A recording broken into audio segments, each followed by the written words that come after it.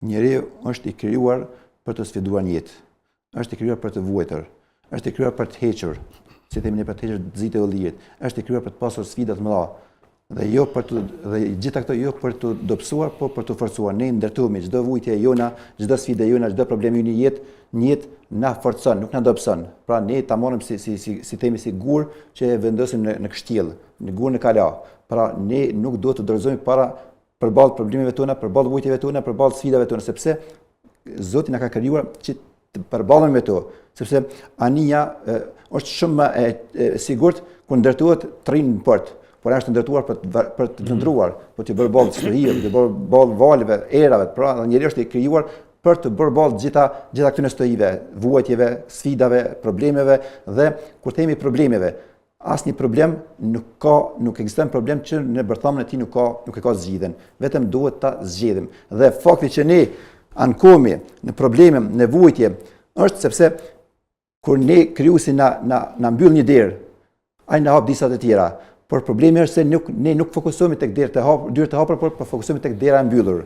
Pra ne ankohemi, fokusin e kemi tek problemi, jo tek zgjidhja. Prandaj dhe kemi të lashë, prandaj dhe vuajmë, sepse vujtjet shkaktojnë për shkak të problemeve, nuk shkaktojnë kot, nuk vijnë kot. Dhe ne njeriu është i krijuar për të zgjidhur problemet, për të zgjidhur vujtjet. Gjithçka ka zgjidhje, sa ka numra aq ka zgjidhje.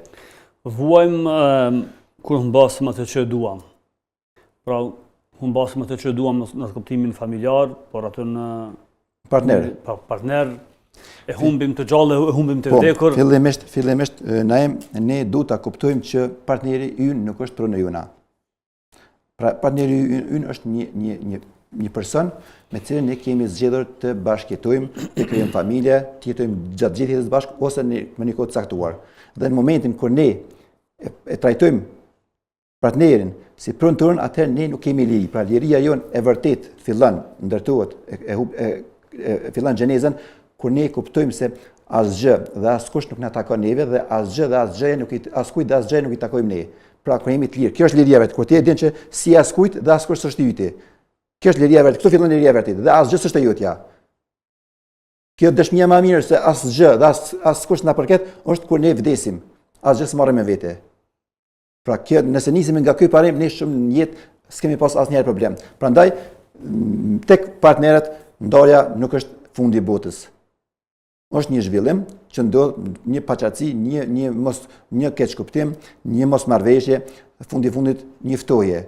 Askush nuk garanton, në gjithë jetë themi në fillim lidhet e çiftit të reja, të dua më don, ti je jeta ime, unë jam jeta jote. Ne duhet ta kuptojmë se ne nuk kemi gjysma e partnerit, sepse shpesh nëpër poezi, nëpër dëgjoj, pa ty s'kam jetë, që i bie, ti ke humbë vlerën tënde. Kur i thu partnerit ti, unë jam gjysma jote, ose pa ty s'kam jetë, ti jep fuqi, jep armën, çaj të vras kur doj si doj. Prandaj partnerin respektoj, duaj, por partneri është një i tërë. Ne jemi dy të tëra, jo dy gjysma, sepse kur bën dy gjysma atëherë nëse ndahet, jesin dy gjysma. Prandaj ne asgjë s'humbim kur nuk e kemi partnerin më, përveç se kthehemi në gjenerin tonë, kthehemi në qenin tonë të vërtet. Dhe kur ne kuptojmë se ne jemi të vërtet, atëherë edhe partneri e kupton se është i vërtet, atëherë ne kuptojmë që ne jemi çift, pra çift, vetë fjala çift kupton dy të tëra, nuk është një, po janë dy. Dhe ne atëherë ato është lidhja më fort kur e respektojmë këtë ndërlidhje, këtë relacion.